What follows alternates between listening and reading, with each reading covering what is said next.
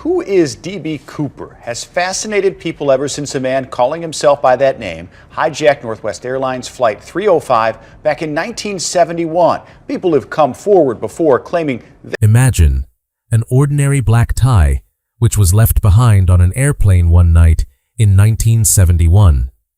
At that time, no one thought that this same tie would become the most important link to a mystery more than 50 years old, one that even the FBI could not completely solve. When this tie was examined under a modern microscope, more than 100,000 tiny particles were found in its fibers. These included particles of titanium, stainless steel, aluminum, and rare earth metals. Then, an attempt was made to obtain DNA from the tie. The DNA was not complete, but an incomplete genetic profile was found. And this is where the story suddenly took a new turn. Genealogy experts tried to use this small genetic clue to reach a family that had a quiet machinist. Was this the same man who hijacked the plane in 1971 and then disappeared into the dark night? But wait, don't believe it just yet.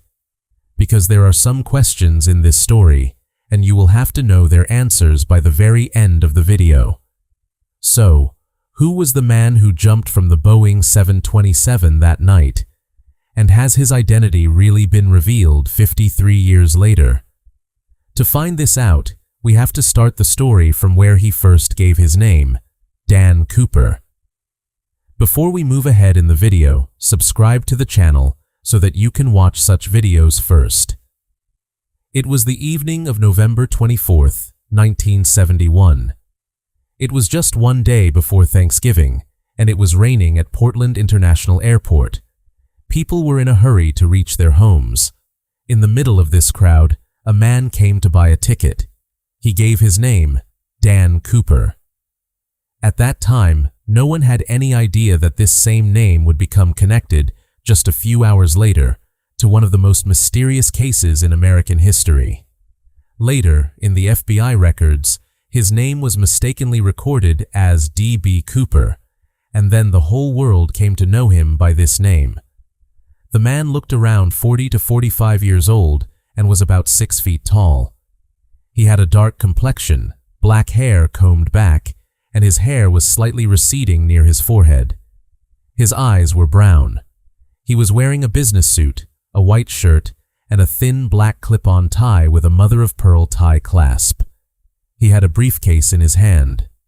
To look at him, he seemed exactly like an ordinary businessman, the kind of man you see at an airport and forget a few minutes later. He bought a ticket on Northwest Orient Airlines Flight 305 to Seattle for just $20 in cash and went to sit in seat 18C. He ordered bourbon and soda, lit a cigarette, and sat there in a completely normal way. But shortly after that, he handed a small note to the flight attendant sitting beside him. And this is where everything changed, because written on that note in the hands of the ordinary-looking man was, he had a bomb. Flight 305 was already in the air. Cooper was sitting completely calmly in his seat. Then he took out a folded note and handed it to the flight attendant sitting beside him. She took the note, but she did not open it immediately. She thought maybe it was a phone number or some ordinary message. She put the note in her pocket, but Cooper calmly told her that she should read the note. When she opened it, she was shocked. Cooper had written that there was a bomb in his briefcase. In return, he wanted $2 lakh in cash. He asked for American currency that could be easily used. Along with this, he also demanded 4 parachutes, 2 main and 2 reserve. He asked the flight attendant to sit beside him. Then he opened the briefcase slightly so that she could look inside. Inside, she saw red-colored cylinders, several wires, and a large battery. At that moment, it looked like this was not some fake thing, but could actually be a bomb. The most surprising thing was Cooper's behavior. He was completely calm. He did not raise his voice, did not show any panic, and did not behave rudely with anyone. He even gave the crew a tip, Now the question was, could Cooper really make a bomb, or was he just bluffing? At that time, no one had the answer. But one thing was clear. This man had not come just to create fear. He was completely prepared for what he had to do next. And even if he was only bluffing, the amount of information he had about the next step was more than any ordinary hijacker should have had. As soon as the FBI was informed about Cooper's demands, the biggest challenge was to arrange $2 lakh and 4 parachutes for him. The money was kept in $10 and $20 bills. The FBI photographed the serial number of every bill and recorded them on microfilm. The purpose was clear. If Cooper later spent any of these bills, they could be identified. After that, 4 parachutes were prepared, 2 main and 2 reserve. Different types of parachutes were deliberately kept so that Cooper would not get a setup that could easily help him complete his plan. Meanwhile, Flight 305 kept circling over Seattle for about 2 hours. But Cooper did not look worried at all. He was calmly drinking bourbon and looking at the city lights through the rain-covered window. Finally, the plane landed at Seattle-Tacoma Airport. The money and parachutes were brought inside the plane. After that, Cooper allowed the 36 passengers to leave. Surprisingly, most of them did not even properly know what had just happened on the plane. But Cooper's real plan was about to begin. He ordered the crew to fly the plane toward Mexico City at a low altitude, not more than 10,000 feet. The speed also had to be kept at the slowest safe speed. The landing gear had to remain down, and the flaps had to be set at 15 degrees. At the same time, the cabin pressure had to be reduced, and the rear air stair had to be kept ready for use. And this was the most important thing, because the Boeing 727 had a special feature. The staircase at the back could be lowered even while the plane was in flight. And this raised a question. How did he know so much about this special feature of the Boeing 727? At around 7:40 in the evening, Flight 305 had taken off from Seattle for the second time. The plane was now heading south, and the weather outside was continuously getting worse. In the rear cabin, Cooper was sitting alone, while the crew was inside the cockpit. Cooper had clearly said that no one should come to the back near him. If needed, they were talking to him through the intercom. After some time, Cooper asked how he would lower the rear air stair. The crew told him that he would have to wait until landing, but Cooper's answer was completely calm. He would do it himself. Below was the area of Southwest Washington. Somewhere there was the Lewis River, somewhere the Cascade Hills, and all around was thick forest. In the darkness of the night, the ground was almost impossible to see. Then something strange was felt inside the cockpit. There was a change in the cabin pressure. The angle of the plane changed slightly. Its tail seemed to move downward, and there was a small jolt. The pilots felt as if the plane had tilted forward for a few moments, and then the warning light for the rear air stair came on inside the cockpit. The time was 8:13 at night.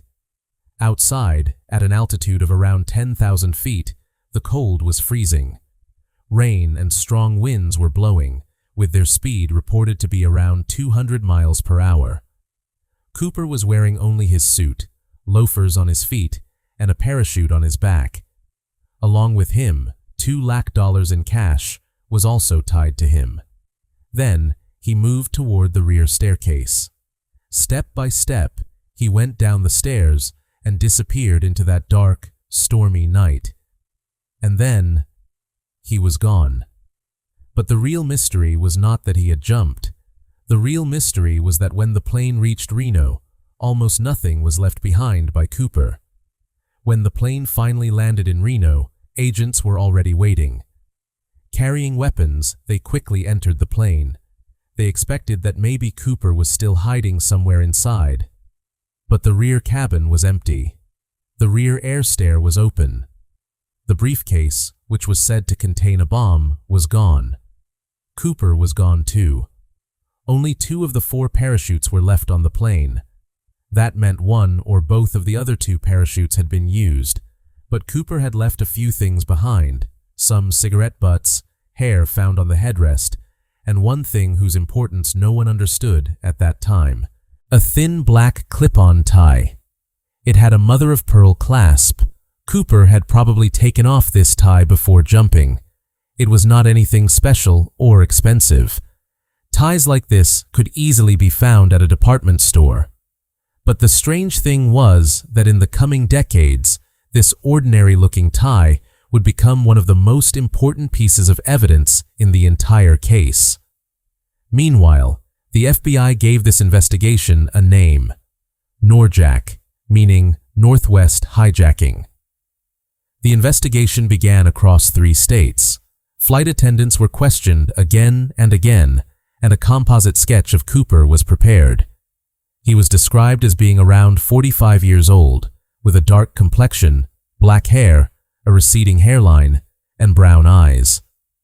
He spoke in a soft voice, and his accent did not reveal where he was from. He drank bourbon and soda, and had even given the crew a tip. But now the biggest question in front of the FBI was, did he even survive the jump? Now the biggest question was, did Cooper survive after that jump? Just think about the conditions that night. The plane was at an altitude of around 10,000 feet. Outside, there was a winter storm. It was dark, and strong winds were blowing. Cooper was not wearing any special protective gear. He had a thin suit on his body and loafers on his feet. No helmet, no gloves, and no jump goggles. He also did not have a clear idea of what he was going to find below. There were thick evergreen forests, frozen rivers, and deep ravines all around. On top of that, the parachute he used was a military-style model, and Cooper did not have complete control over its direction. In such bad weather, the effect of wind chill could be so strong that the temperature could feel like around 70 degrees Fahrenheit below zero. That is why many FBI analysts initially believed that Cooper may have died as soon as he hit the ground. If the impact did not kill him, the cold in the forest could have taken his life within a short time. But even then, the FBI did not leave any stone unturned in trying to find him. Within about 18 days, a large-scale search began. Soldiers from an army base formed lines and searched through the forest. Helicopters and aircraft kept watching the area from above. Rivers and reservoirs were also searched. The teams were looking for anything: a parachute canopy, even a $20 bill, a shoe, or Cooper's body. But they found nothing. No Cooper, no parachute, and no clue that could tell them his final location. And this is where the story split into 2 possibilities. Cooper was dead, or he had actually survived and escaped. If he was dead, then where was the money? And if he survived, why did he never spend even a single one of those bills? After Cooper disappeared, the FBI had one piece of evidence that could possibly lead them to him: the same $2 lakh. The serial number of every bill had already been recorded. The ransom amount contained $10 and $20 bills. These serial numbers started with L, and most of them were connected to the same series and the same Federal Reserve District. The FBI distributed these numbers to banks and businesses. If any of these bills ever appeared, they could be identified immediately. A reward was even offered for matching notes. But the years passed, and the money was nowhere to be found. Not in a casino, not in a store, not in a bank, and not in any account. Not even one of the 10,000 ransom notes appeared in normal circulation. Now, only 2 possibilities remained. Either Cooper was dead and the money was lying somewhere in the forest with him, or he had survived and had hidden such a huge amount of money very carefully. Then, about 9 years later, in February 1980, the story suddenly changed. An 8-year-old boy named Brian was on a family camping trip along the Columbia River, leveling the sand. A few inches below the surface, he noticed a bundle of rotten paper. There were 3 packets of $20 bills buried there, tied with damaged rubber bands. The total amount was around $6,000. When the FBI checked the serial numbers, they discovered that this was the same ransom money. The money was found at Tina Bar, and this was the strangest part. This place was miles away from the estimated drop zone. Had the river carried the money here? Had dredging or sediment buried it here? Or had Cooper himself hidden it at this place? Geologists examined the sand, sediment layers, and even erosion, but no definite answer was found. The evidence that should have ended the mystery only made the mystery even bigger. After Cooper disappeared, the FBI investigated not 1 or 2, but more than 1,000 names in this case. Apart from this, tips also kept coming continuously from ordinary people. Every once in a while, a new name would come forward, with a claim that maybe this was the real Cooper. Some were former paratroopers who also had criminal records, and whose faces looked similar to the sketch. Some were military-trained men who were said to have an old grudge against someone. Some suspects were former soldiers who liked taking risks and would suddenly disappear for several weeks at a time. Then came the deathbed confessions. Some people told their families before dying that they were the ones who had jumped from the plane in 1971. The families even believed these claims. Some suspected their father, some their uncle, and some their brother. People came with old photographs. Some had stories about suddenly getting cash, while others had stories about sudden trips they had taken. Some had an old tie that they were connecting to Cooper's tie. Some families even said that their relatives always avoided talking about that winter of 1971. But investigators kept facing the same problem again and again. Someone's face matched, someone's personality matched, someone had a military background, and someone knew how to parachute. But there was no solid physical evidence connecting them to Cooper. A deathbed confession by itself was also not proof. Memories can become weak, and sometimes a person may connect their life to a famous story and claim to reveal a big secret in their final moments.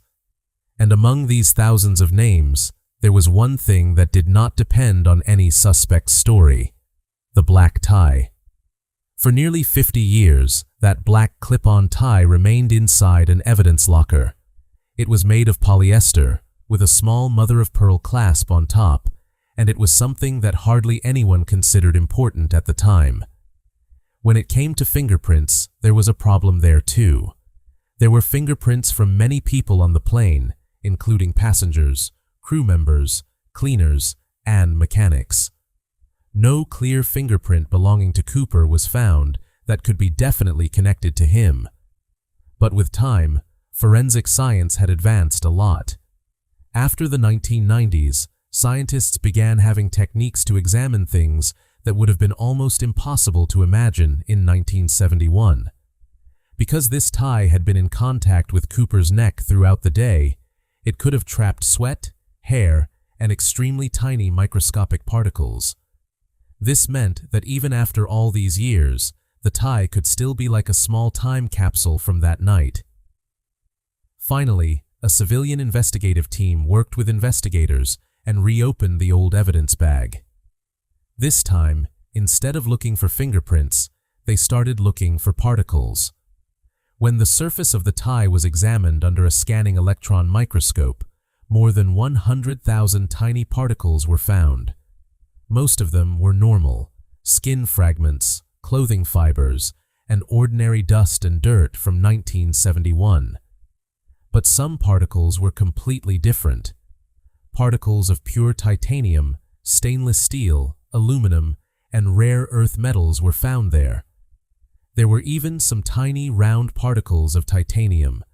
Their combination could point toward an industrial workplace where metals were cut, machined, or shaped. And this was the biggest question. In 1971, titanium was not something an ordinary person would easily come into contact with in everyday life. Places such as aerospace advanced manufacturing, chemical plants, or research facilities suddenly started coming under investigation. For the first time in Cooper's story, a word more important than parachute was aerospace. By now, there were two major theories about Cooper. The first was that he was simply an amateur criminal who got lucky. The second was that he was a highly trained former paratrooper who had good knowledge of jumping from the air and handling such situations. But the particles found on the tie brought forward a third possibility. Was Cooper an insider connected to the aerospace industry? Think about it. Why did he choose the Boeing 727? How did he know about the rear staircase? How did he have so much knowledge about the aircraft's speed, altitude, cabin pressure, flaps, and landing gear? And now there were also titanium particles found on his tie. The Pacific Northwest was known for large aerospace manufacturing hubs during that time. There were huge plants there where aircraft wing and fuselage parts were made from titanium. Thousands of people worked at these places, and wearing clip-on ties was also common at that time. But there is one important thing that needs to be understood here. Finding titanium on the tie does not prove that Cooper was a titanium worker. It also does not prove that he worked at Boeing or that he personally machined these metals. The tie could have been borrowed from someone. It could have been bought second-hand. It may have come into contact with a contaminated place, a store, or a bar. Or the particles could have come onto it through contact with a titanium worker. So, these particles do not give Cooper's name. The tie did not give us a name. It only pointed toward a world. And now the question was not who Cooper could have been. The question was, could the tie still contain any genetic trace of that man?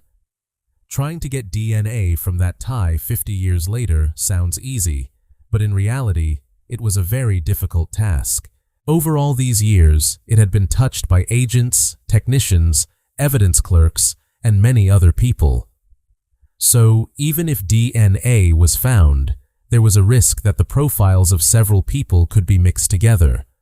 That is why the investigators focused on parts of the tie where Cooper's neck would have had more contact, such as the knot, the inner layers, and the areas that touched his neck. The hope was that maybe something could be found there that had never been seen before. And something was found. But it was not a complete genetic fingerprint.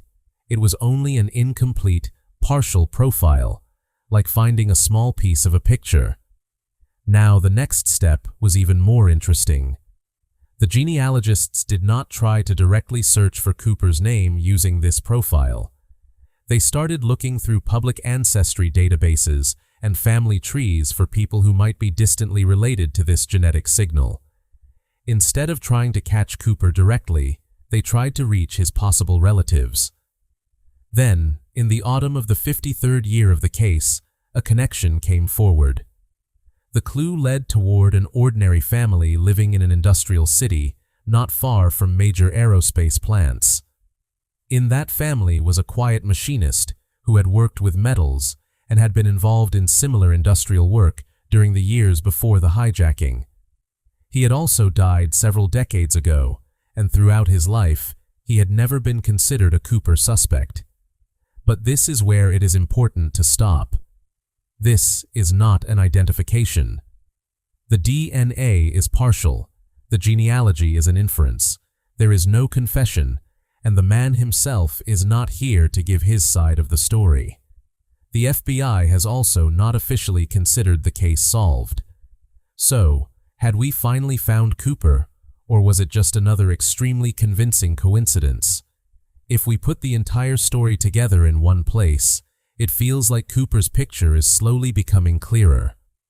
On one side, there is that black tie, and on the other, the titanium particles found on it.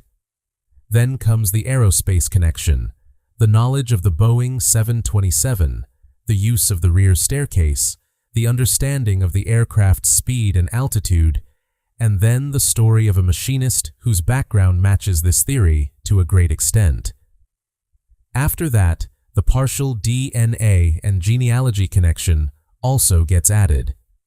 The family history also raises some questions, but this is where the most important point is. Putting all of these things together does not prove Cooper's name for sure, because the tie could have belonged to someone else.